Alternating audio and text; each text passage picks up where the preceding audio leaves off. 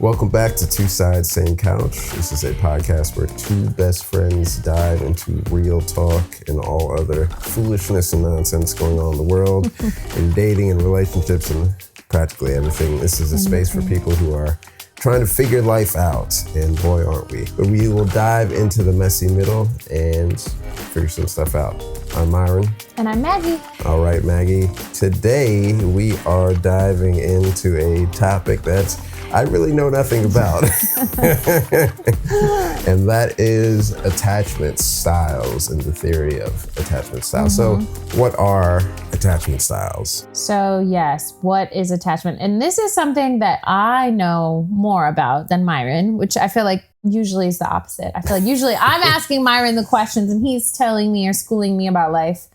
But today I feel like it has to be the opposite, and that makes me uncomfortable. But here we are. And so attachment. And once again, I'm going to read the definition. But what ChatGPT told me was attachment in relationships refers to the emotional bond we form with others, how safe, secure, or connected we feel with them. It originates in early childhood with caregivers, but continues to shape our adult relationships. Attachment affects how we give and receive love, handle conflict, and trust others. So this is important to me for a lot of reasons. One, because I've seen the effects of this in my own life. And then two, I work with the early childhood community and I work with kids, and I'm also working with caregivers. And this is something that we really are working hard to create spaces between caregivers and their children, that they can create these like safe, secure attachments with one another, because that will just really help kids as they grow and continue to develop. This is something that is every human being needs this. It's like it's rooted in a psychological need, a physical need. Like babies need their parents to survive, both physically, but also psychologically as well. So yeah, this topic means a lot to me. So kind of going along with that, origins of attachment. So early interactions with caregivers teach us whether the world is safe and whether our needs will be met.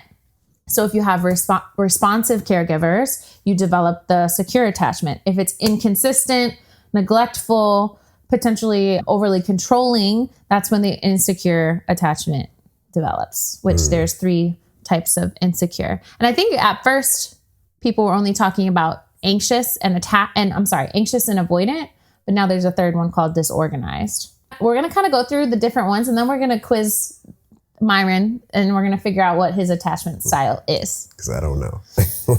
Okay, so secure is, and this is just a quick little overview of each one. Secure, which is what we all want to be. This is the healthiest attachment style. It means you are comfortable with closeness and intimacy, trusting, communicates your needs effectively, and can balance independence and connection. That's secure.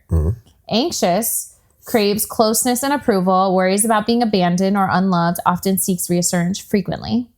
Avoidant values independence, fears being too close, may pull away in relationships or minimize emotional needs, struggles with vulnerability. And it doesn't say this here, but I know that there's a fear of rejection that is tied closely to both anxious and avoidant.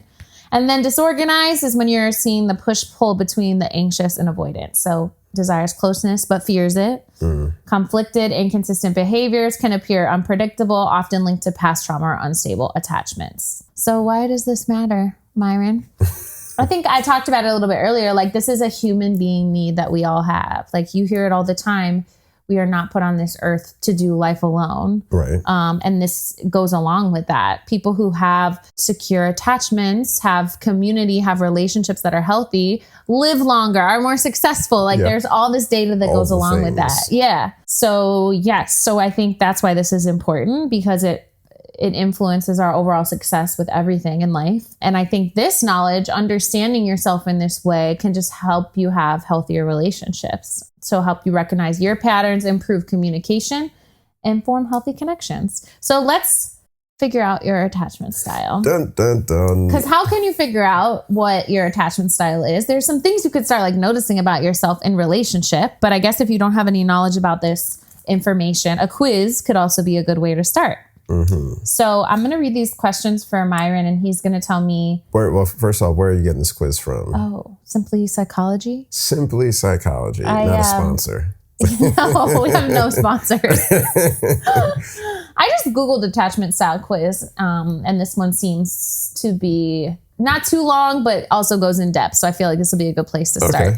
I'm sure it's not a full scope. Okay, well, before we do it, what are your guesses of what I am? I actually think you might be secure. Really? Yes. Oh, well, let's hope and see. If I'm psychoanalyzing you, I think you're secure, but also you haven't been in a relationship in a minute. So part of me wonders if you're a little avoidant.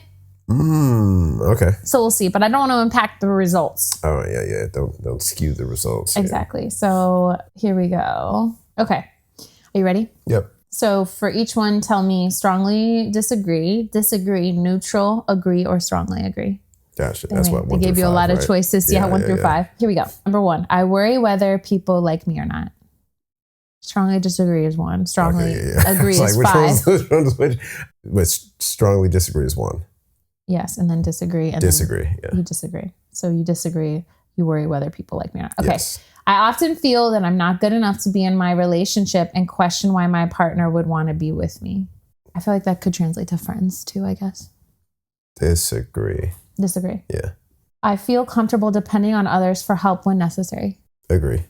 I value my independence more than close relationships. What's the middle one? Neutral, yeah. I tend to downplay or suppress my emotions. Strongly agree. I respect my partner's needs and boundaries and am comfortable setting my own. Agree. I become highly emotionally reactive when my partner is not available. Disagree.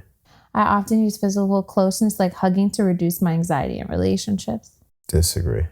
I can maintain a healthy balance between intimacy and independence in relationships. Agree. I feel uncomfortable when others try to get emotionally close to me.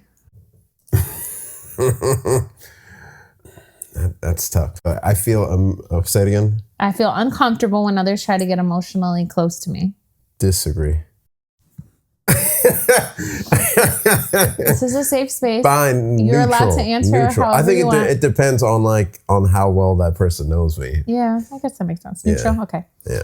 I need control and security in my relationships, but I don't know how to achieve this. I need to control insecurity. I need control and security in my relationships, but I don't know how to achieve this. Strongly disagree. That one confuses me. Like, what does that mean? I need control and security in my relationships, but I don't know how to achieve this. Yeah, you don't know how to get security. Articulate it, or most likely, I don't know. It's weird. Okay, I feel comfortable expressing my emotions and thoughts to others. Agree. I prioritize self-reliance over seeking emotional support from others. Sorry, I need to be a little bit less reactive. But I prioritize self-reliance over seeking emotional support from others. Disagree. I prioritize self-reliance over seeking emotional support. You disagree? I don't feel like you ask for emotional support that much at all. Well, how I get it is different than like how you would get it. So you seek it? I feel like I get emotional support, the emotional support I need from people. Do you seek it though? Yeah. Okay. Yeah. My relationships tend to have many extreme highs and lows. Strongly disagree. Yeah. I find it difficult to trust others completely. Disagree. I tend to create drama in my relationships without intending to. Strongly disagree. You're like the least dramatic person I know. I rely heavily on my partner's approval and validation to feel good about myself. Neutral. I generally have a negative view of myself and others. And others? Neutral. I feel comfortable being vulnerable with my partner or with others. I agree. You agree? Mm-hmm. You have conflicting desires for closeness and distance. I agree. You do? Mm-hmm. Okay. The person I want to go to for safety is often the same person I'm frightened to be close to. Disagree. I may have trouble regulating emotions. Strongly disagree. Your behavior in relationships may be unpredictable. Strongly disagree. Yeah, you're not unpredictable. Okay, now I have to total it up. The attachment style with the highest score is likely your predominant style. However, it's common to have traits from multiple styles. I also noticed when I was going through the questions, a lot of the things are like extremes, you know? Yeah. And so I think like these are asking of extreme, but sometimes like this attachment stuff can show up in like a little bit less extreme ways, you know? So overall, you have... So drum roll. You are secure. With the potential, like a little avoidant tendency. Which that makes sense. Because if anything, I was thinking I'd probably be avoidant. Okay. So my attachment style is, was it again, secure? Yeah, you're secure. Hey. Do you have a guess what I am? Anxious. Did I tell you? Anxious. I thought for the longest time that I was anxious, and I still am trying to figure it out. If I'm actually, I don't think I'm fully anxious. I might be disorganized, that like push-pull. But I think I do that to cope with the fact that I'm anxious. I don't know if I'm actually avoidant. I think I'm using avoidance strategies to cope with the fact that I feel anxious. I just said that twice. I do that sometimes. It's like, why do you just say it once? But y'all get the gist. So I guess... like I said, this is something I'm still working on in real time, like literally talking to my therapist about this to try to figure myself out. Well, okay. So I'm not really sure. Well, since I'm secure and you're anxious / disorganized, maybe. Anxious / disorganized. I don't even like claiming titles though, you know. I mean, this you know how your sister was like, don't claim, people might have thoughts about this, but this is my belief, like not to claim things like anxiety, because then it sticks with you. Okay, well, so what language can I use? But I guess that goes into our next question, because like we're asking, can your attachment style shift over time? Yes. Or are you just stuck with that? This is the best thing that I learned in all my research, and it's a beautiful thing. You can shift over time. Like everyone, this is not, you're not like stuck with this forever, that you have to stay with this and deal with this the rest of your life. Everybody has the opportunity, or not the opportunity, that's the wrong word. The ability to move to secure attachment. A lot of the times you see that if you're in a relationship with somebody who's secure. I think that can also happen through like therapy spaces, working on yourself, but it's very possible to move towards secure, which is great. It's like, oh, this is not a death sentence. Which I love, because I think a lot of times, you know, we talk about things in therapy spaces or in journey health where it just feels like it's, oh, this is who I am. I'm like stuck with that, you know? Yeah, I love that I don't have to be stuck with this.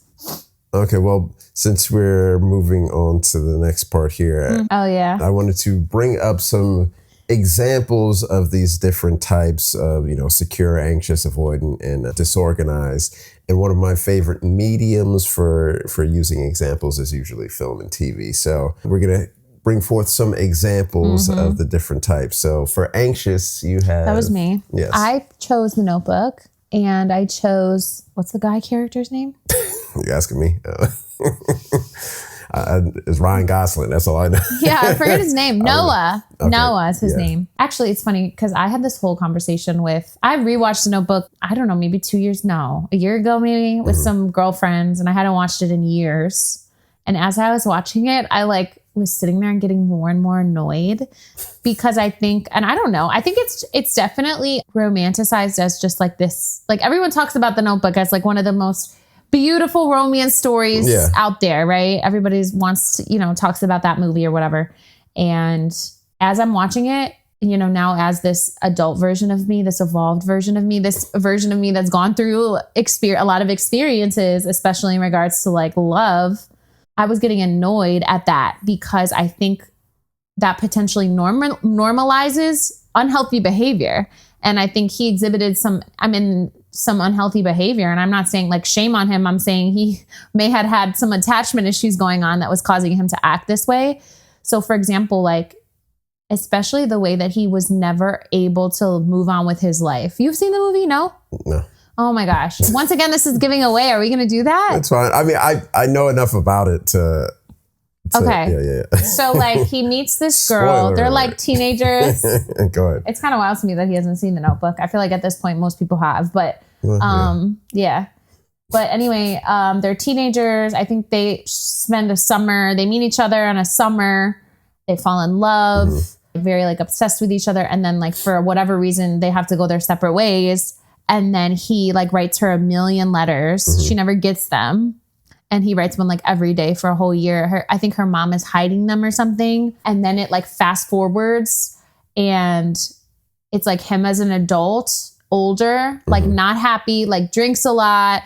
He's in a like non-committal relationship with a girl, like that's very just physical. There's no other like type of connection. She got married, but is like unhappy in her marriage, and they like meet each other again.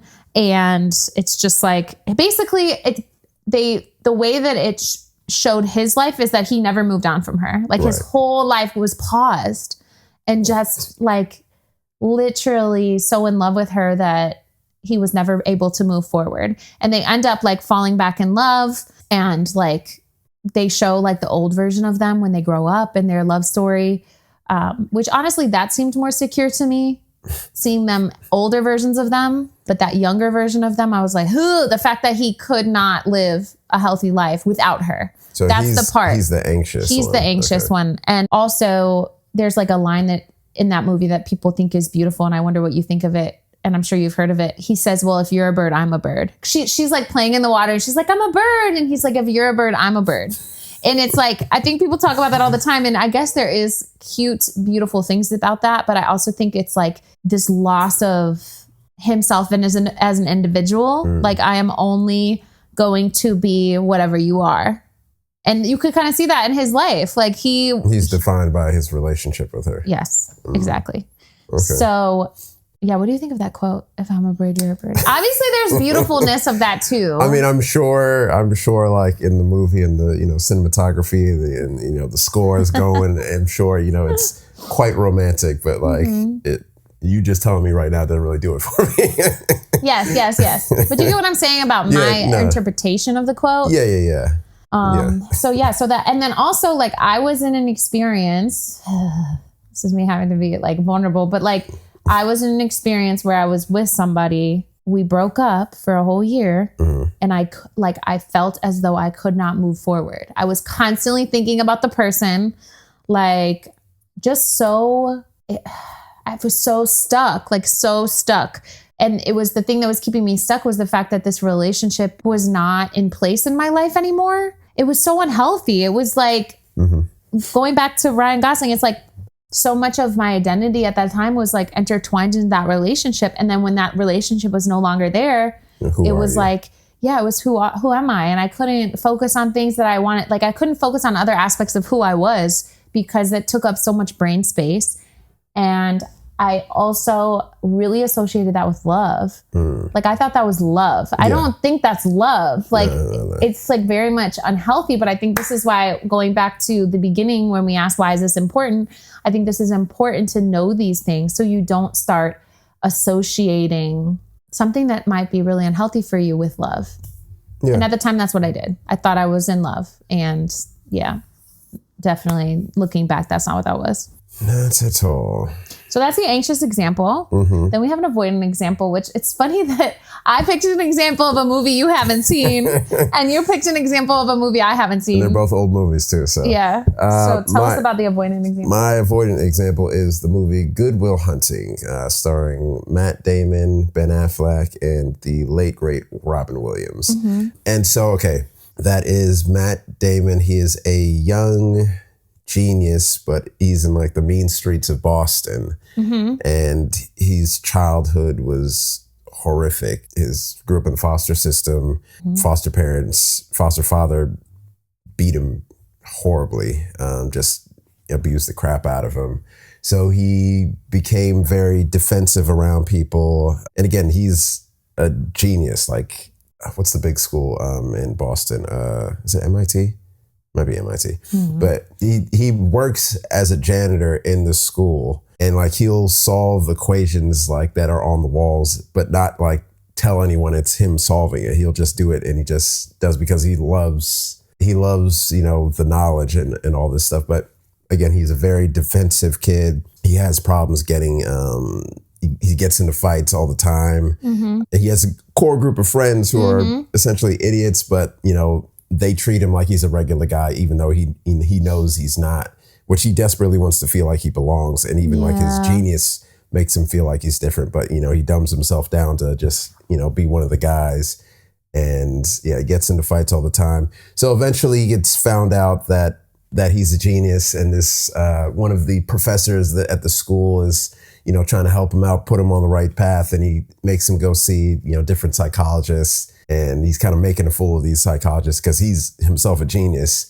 And he ended up getting to Robin Williams, and Robin Williams also being a kid from Boston who, you know, grew up in that same kind of neighborhood and stuff, understands where he's coming from, and kind of, you know, reaches him in a way that none of the other psychologists could. And it's just like you see that of the way that he knows, like he has this gift and ability, like literally supernatural type of, he can literally see equations and how it works and how it just formulates the way that no one else can. Like genius tenured professors, you know, are just astounded at his knowledge, but he can't like hold down real relationships, and like he can't even talk about the pain in his past and stuff. Like it's, and like you see him in the movie, he's met a girl, and, you know, like that relationship is, you know, starting to blossom, but he can't even be honest with her about like who he really is. The fact that, you know, he's lying about, like, he's saying he's got like, oh, I got like 12 brothers and stuff. He's, you know, all these things to make him feel like,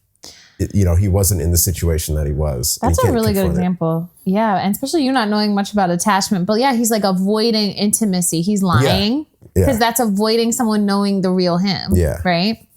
Interesting. Yeah. There's a big scene, and I don't want to, because I really want you to see the movie, but there's a big scene.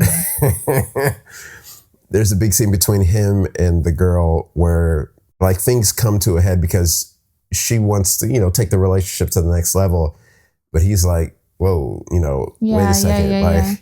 Like, what if you're just saying that right now, and then like 5 months from now you change your mind, and like, and like you literally see like he's panicking and thinking like the next 10 steps ahead of like how this relationship is going to come to a close. And she's like, wait a second, I just told you I loved you. Like, I want to, you know, I don't know if it's going to work, but like, let's give it a shot. You know, I know you care about me. And he just like torpedoes in the opposite direction immediately. It's interesting because I think both anxious and avoidant, their fears are the same, but it's showing up differently. Yeah. So it's like how you react to the situation. Yeah. So both are fear of abandonment, fear of rejection.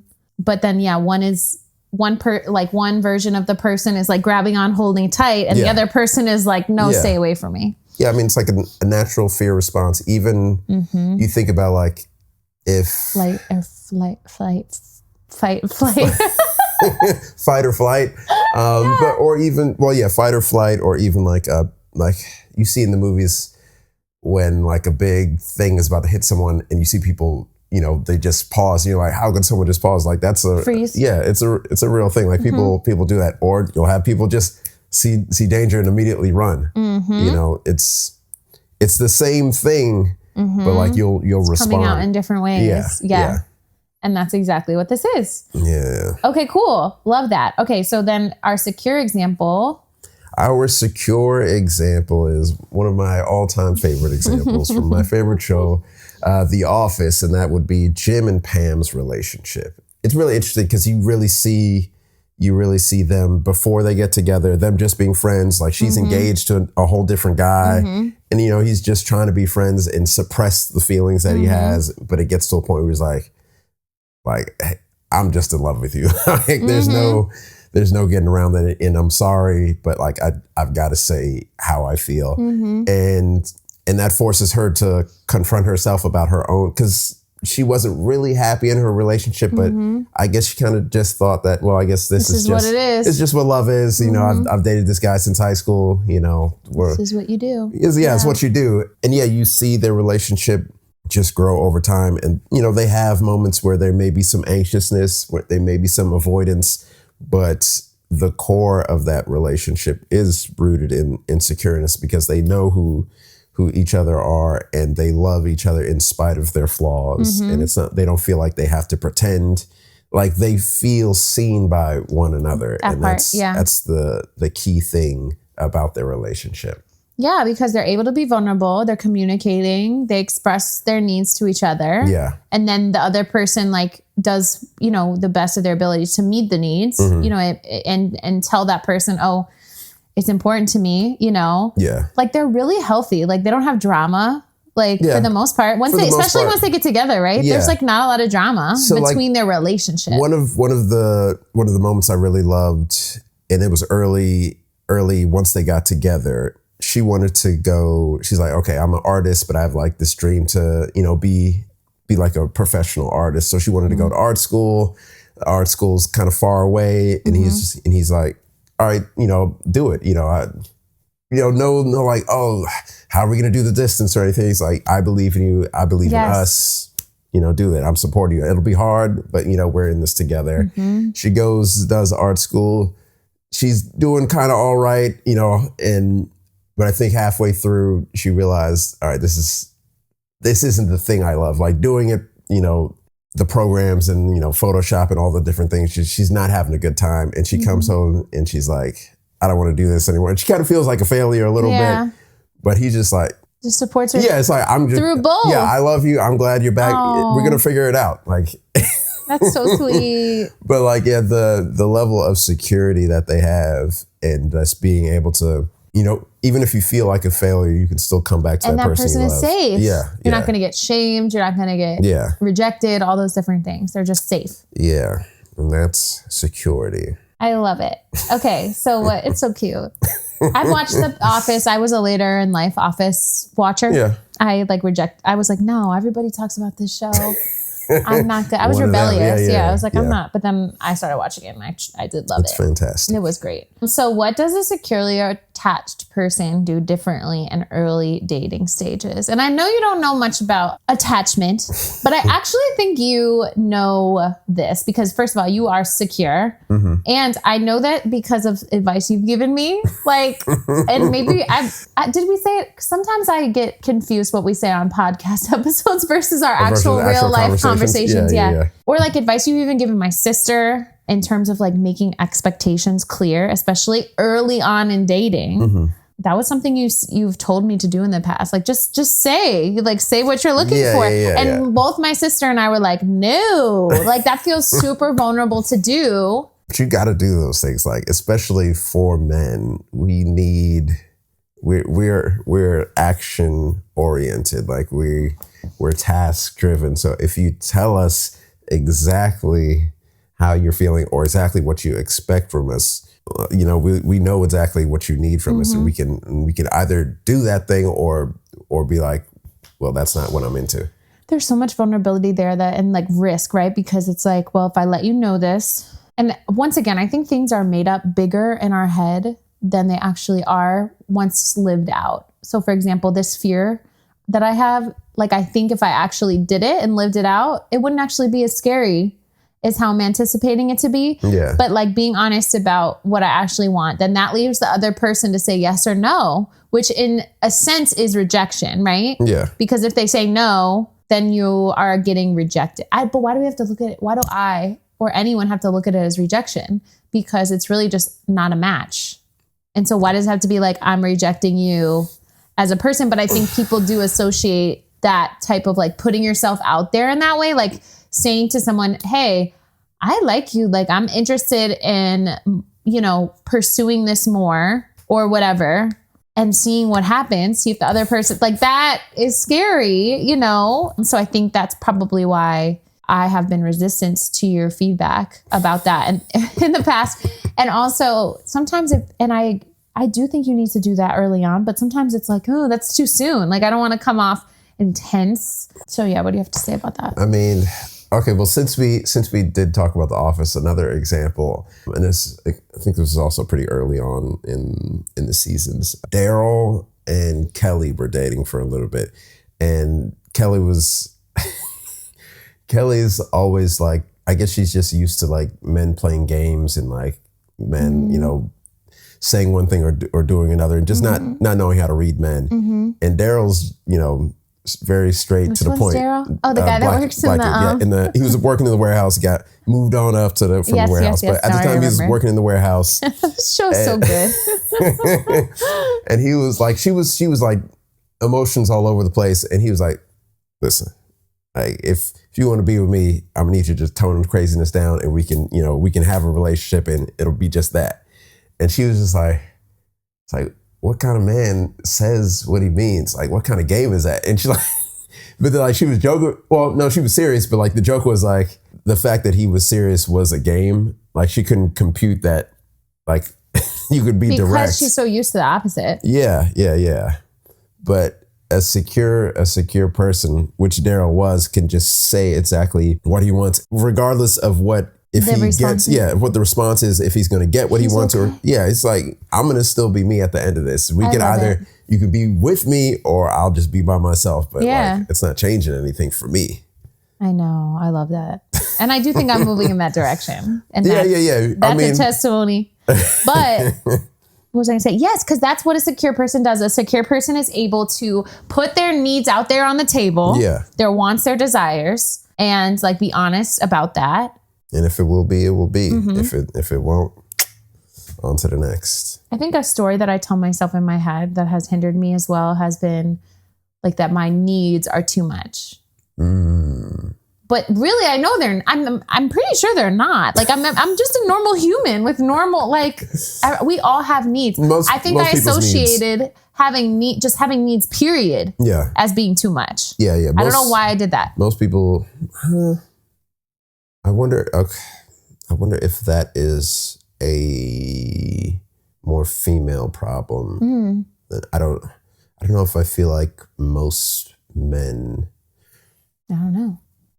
Okay, actually, I think men might feel that in the realm of like being vulnerable or being emotional. They might feel like that's too much. But like, I think women associate, I don't know. I just think it's different. I mean, think about the word needy. Like nobody wants to be described as needy. So I think, how do you determine when someone's needy or when they're not? Like having needs does not mean you're needy. But where's the line? Is that person too needy for me? Like, is what they require for me too much, more than I can give? Which, going back to my original question, it's not rejection. It's just a mismatched skill set / mismatched needs. And I think we all need to start, myself included, like thinking that way. Yeah, everybody's not for everybody. Yeah, just to have rejection lose its power. But like we talked about at the beginning, these things are very rooted in lots of things that people have experienced, especially when they were younger, when you're a child and you're developing your sense of self, when you're developing your sense of the world. When those type of things happen at that age, it's like the brain makes these connections and wirings that are really hard to then rewire later on. Yeah, it's like these type of situations that we run into as adults just like re-trigger us back to what we were experiencing and feeling as children because of potentially, for whatever reason, not receiving the type of care that we needed at the time. Exactly. Okay, another thing that I was thinking about is, and I was talking about this recently, like even secure people early stages in dating, right? When it comes to communication and texting, because I've heard and even fallen into the trap myself, if I'm being fully honest, like, oh my gosh, I'm not going to respond right away. I need to wait a certain amount of time before I respond, which what does that even show? I guess once again, going back to needs or needy, that shows, I'm not about you. Like, I'm not responding to you right away. I have a whole life. You know what I'm saying? No. Yeah. That's a very real thing. But I was talking to my best friend, Kristen, who I would argue is very secure. She's in an amazing, healthy marriage. And she was talking about how she was never like that with her husband when she met him. Like she was very much just like texting him and just moving very authentically to how she is in all spaces of her life. Which, that's how a secure person would operate, right? Because, so realistically, you do those things because you don't want to appear needy or too eager if we're talking about it again, it all goes back to what? Fear of rejection. Yeah. You're afraid to show who you actually are, potentially. Yeah. Because what if that is rejected? But I hear that, but it's so counterintuitive because if you're inherently not acting the way that you would naturally act, do you intend to keep that up for the entirety of that relationship? Yes, that's wisdom. Yeah. No, you don't. You won't. I mean, people don't. They can't. Exactly. You can't maintain that. And that happens in relationships. And that's when people 5, 10, 15 years down the road, you're like, who is this person I've married? All of a sudden you're different. And when in actuality, that's who that person has been the whole time. They've just been trying to morph themselves into a box or a role that they think that you think fits the idea of what you want them to be. Mm-hmm. And you just can't sustain that. Mm-mm.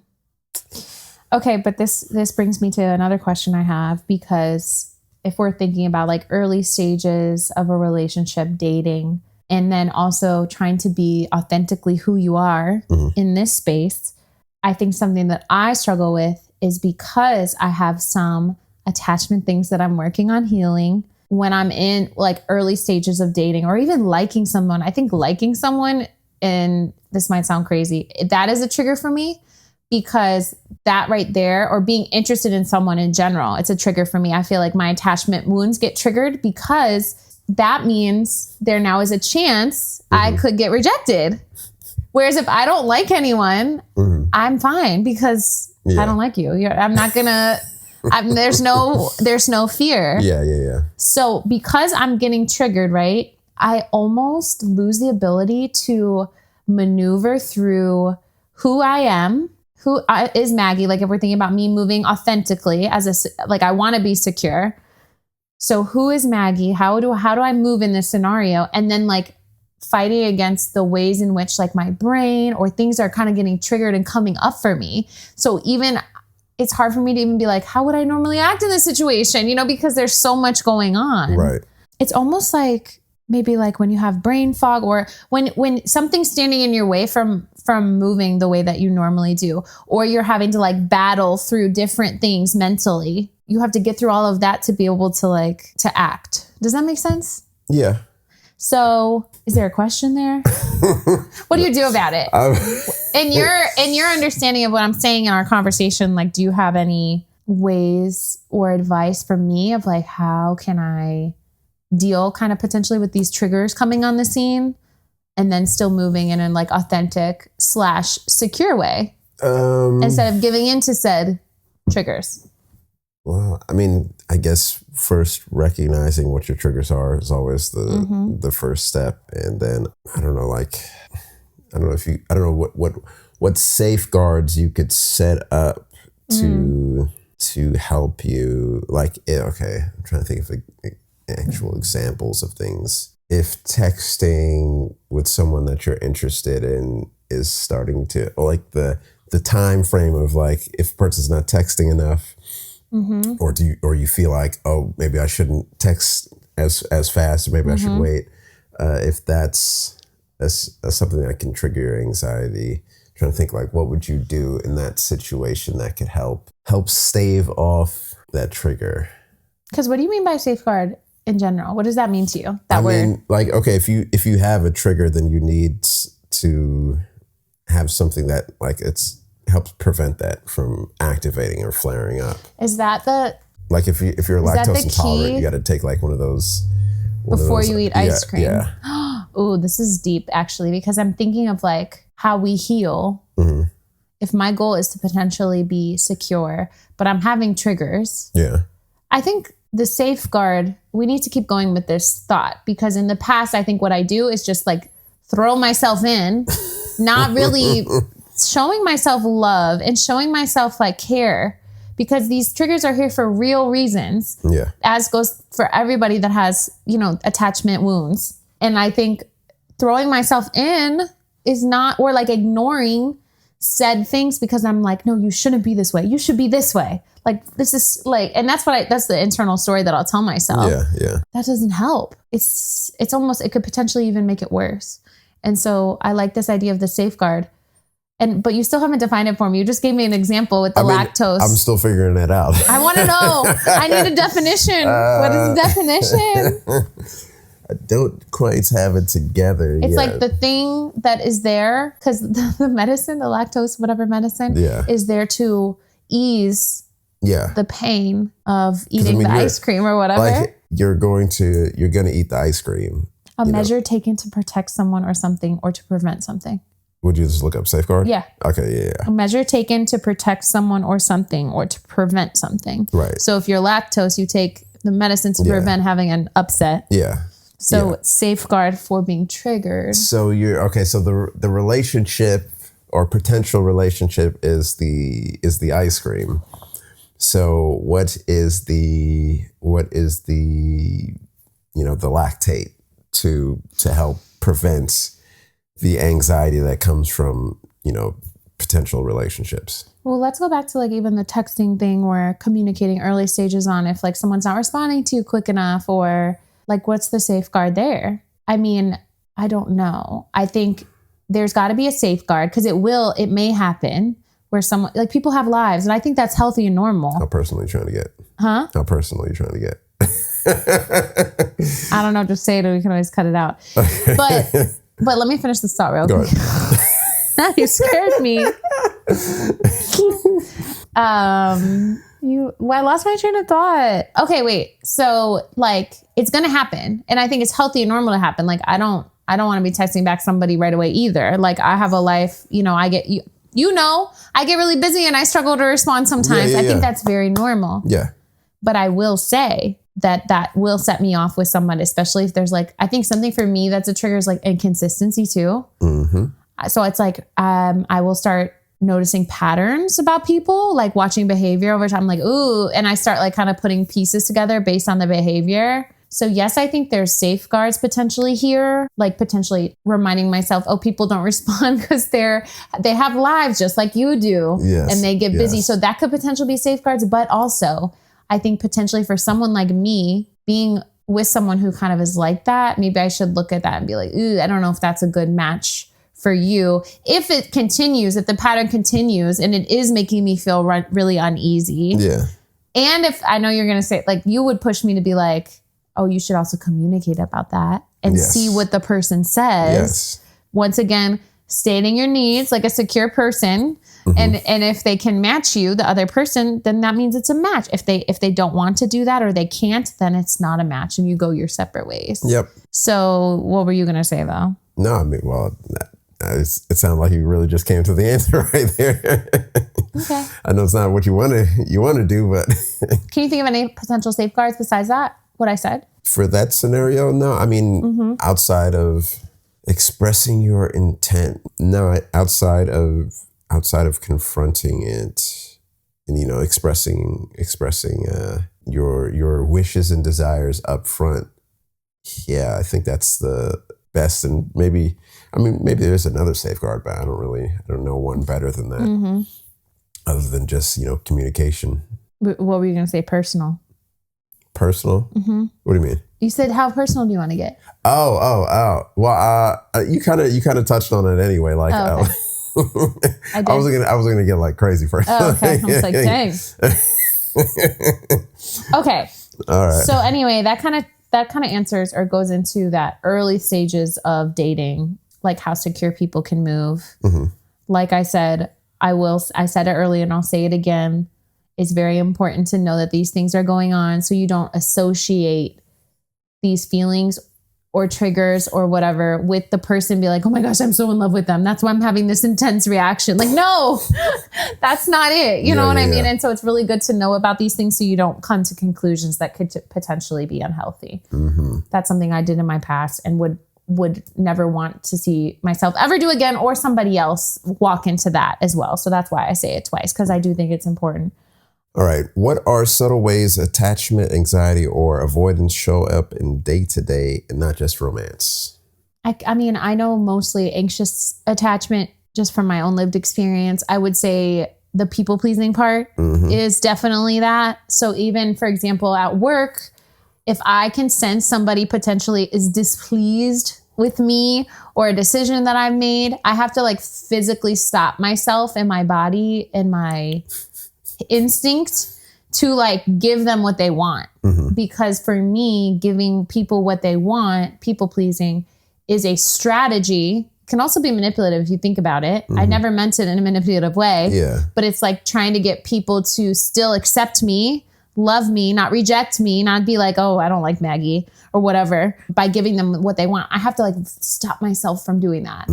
That is something that my body wants to do. And it's deeper. I mean, people pleasing, I do feel like there's a lot of correlations to anxious attachment, But that's how I see anxious show up.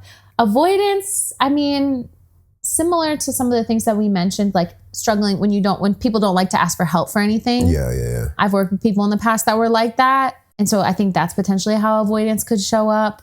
What else? Can you think of things? I mean, it's relationship, regardless of romance. Yeah. This is attachment we see it a lot with romance because it becomes someone that you have a very close relationship similar to your primary caregiver. And so I feel like it really shows up in romantic relationships. But that being said, it still shows up in our friendships, our familial relationships, and, even coworkers, things like that. Like it's literally just being in relationship with humans. And as we get closer, you may see more attachment things come up. But can you think of anything else? The day-to-day? Day-to-day. Day-to-day. I think your examples were really good. I'm trying to think of like avoidant.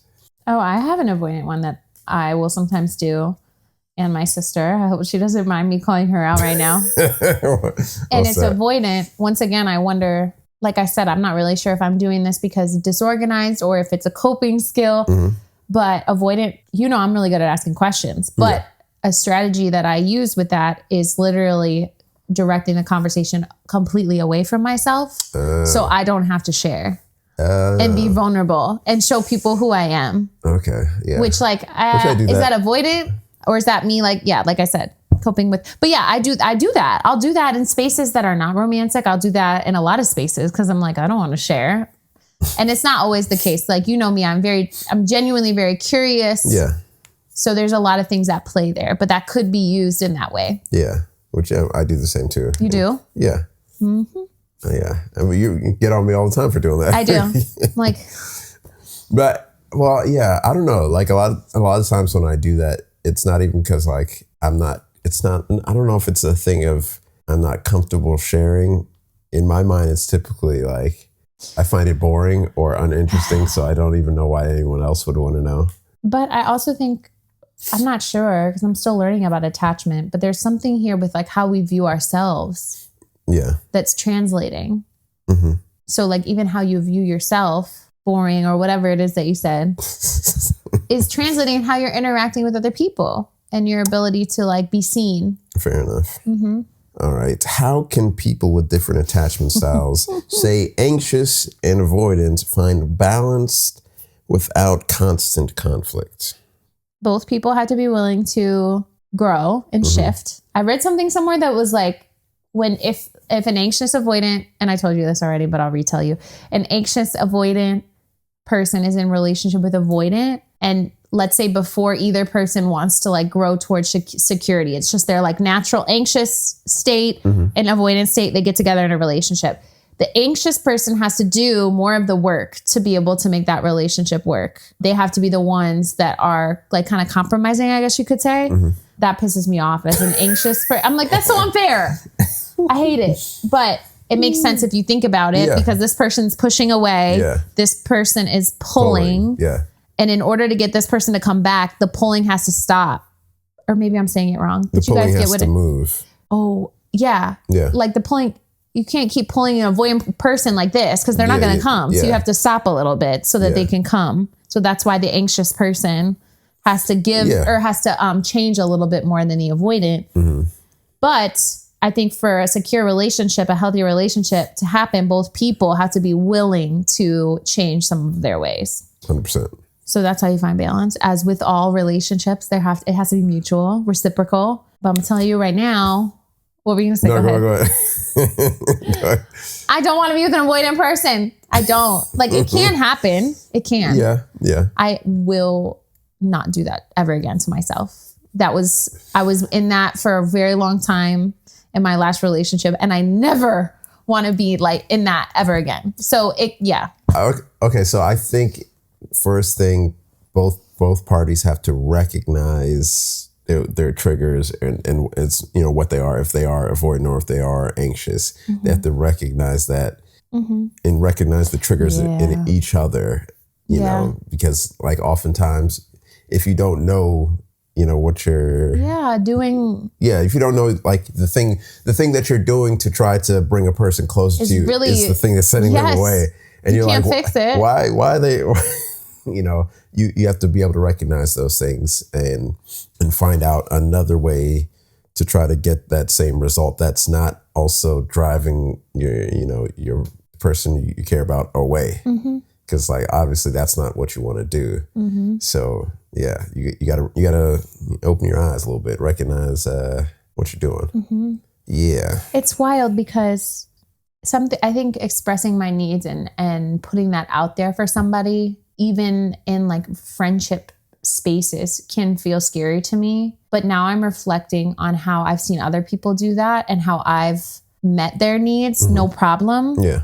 It kind of, I guess, takes away the scariness of doing that for me because I'm doing that for others. So why can't I then, or why shouldn't I also put that on the table for some other people to do for me? For example, I've told you this before, I feel like so much of my job is informing me about the world and life and how things work. But a woman on my team expressed to me that she needs things in advance. Like that is how her brain works. That's how she feels safe. That's how she can avoid stress. She just wants things in advance. Yeah. And I also appreciate things being in advance, but I will say I have a more natural tendency to like procrastinate. And I don't want to be that way, but it just kind of what happens. Yeah. So when I first moved into this leadership position, that was kind of how I was functioning, especially because I was like learning a new thing. It was just a lot. And her and I, we had to have some like hard conversations, and she eventually she was very real about that to me, and that it's like express it as a need. Like this is a need that I have because I feel unsafe because of a lot of reasons when I'm not getting the information early enough. And then I was like, that made, it made so much sense to me. And we shifted as an entire team to doing things way more in advance, and everybody's happier. Like and that doesn't mean that things don't change last minute and we have to adapt. But we're just everybody's so much happier. And I say all of that to say it was such a seamless process. Like she stated to me what she needed. I was able to get to a point where I could meet that, and it works. So it really doesn't have to be that intense. Like in my head, in a lot of people's head, it's just this like scary, big, huge thing. But really it doesn't have to, it's not. It doesn't have to be that way. Have to be, especially with people that you're supposed to be in a relationship with. Especially. Because the people that love you, the people that are meant for you, you're in alignment with, that you are a good match for, you're compatible. That's the word that you're compatible with. Like this will not be an issue. And if anything, when you run into issues, it's not that you're rejected, that there's something wrong with you, it's just not a match. It's not compatible. You're not compatible. 100%.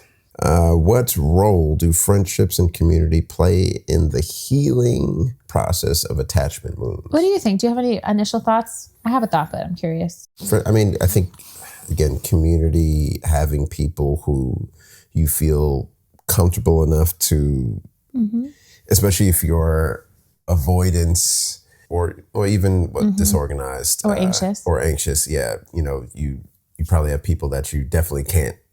Yeah. You probably need to express some things too, but you for whatever reason, those attachment wounds, you can't get to them. You need to have other avenues in which you can vent or just like you talked about, you're a person who processes through talking out loud. So you need to be able to talk at people so you can like get your thoughts out. Say it like that. Do I talk at you, Myron? Yes. Actually, when I was setting up here, I did talk at you, which was fine. Like I knew you needed that, and I recognize that that's what you. You also don't give me you don't give anything back. You're just quiet. So then it's really talking at. A lot of my other friendships, they'll ask they'll intercede and ask questions. So it feels more of a back and forth. At the end. But I could tell you were in the beginning. It was something that recently happened. So you really needed to get it out. Yeah, just get it out. I was like, word all right, on it. Yeah. Which is that sounds worse than it actually was. No, I get you. Yeah. So funny. But you need people who can help you process in that way and just Because if you hold those things in, I mean, you're eventually gonna implode or explode. I mean, it's why we have so much daggone violence. The amount of mass shootings we have, school shootings. I mean, you see the statistics on most of those people. It's like they don't have like community. They become isolated, and isolation just doesn't breed healthy behavior. Exactly. This one's huge for me because I went through a lot when I was a kid in terms of attachment stuff. With both my primary caregivers. My dad's an addict. That obviously is very inconsistent. So, that kind of taught me just like the inconsistencies of love. And that really left me, I think, in that anxious space. And then because my mom was dealing with all of that and being a single parent, that added to the dynamic, which I think through all that whole process, a lot of my needs were not met or even seen, which has developed me to the human that I am today, as, just like other people's stories are. And that really prepped and primed me, unfortunately, to get myself into a relationship with someone that was very avoidant, and that did not work out, obviously. And I have seen how since that, post that relationship, I have seen how God is really like building me up and building up my community around me and my relationships, my relationship with myself, and then also my relationships with others. And I've always had such good relationships. Like even since I was a kid, I've had the best of friends. I feel like my friendships have always been really secure, but I've just seen like an abundance of that post getting divorced. And really, I think what God has been doing especially has been like building up my relationship with myself. And it's all an overflow, right? Because our relationship with God is then how we have a relationship with ourselves, which then overflows to how we have a relationship with others, right? So I say all that to say, I see what God's doing. He's like healing me through all of these different avenues, through friendships, through community, through my relationship with him, so that I can be healthy in a space like a romantic space. So the role of friendship and community is huge. It's huge. Like I mentioned before, this is all relationships. Yeah. And at the end of the day, our romantic partner should not be our only relationship that we have, that fill us up, that we go to just for support, that we go to for safety. Like that is way too much for one human to have. So we need this. And it really is an opportunity for other people to rewrite the script in our head of what love is. If someone's loving you in a secure way, that can start to rewrite the story that you told yourself when you were younger, that I have to, whatever it may be, that I have to push people away to be safe, or that I have to pull anxiously to be safe. Right. So it can be really powerful, friendships and community. Well, amen to that. All right. Well, this was a good one. I hope all of you out there, if you don't know your attachment style, take the quiz. Just Google for a free quiz, and you can take it, learn some things about yourself, and maybe you can learn some ways to help not find yourself as triggered, with the fight or flight or freezing. But everybody needs to dig deep and figure out who they really are in order to better be a better person for each other in the world. And for ourselves. And as always, no answers, no perfection, just two sides of the same couch, one conversation at a time. We'll see y'all.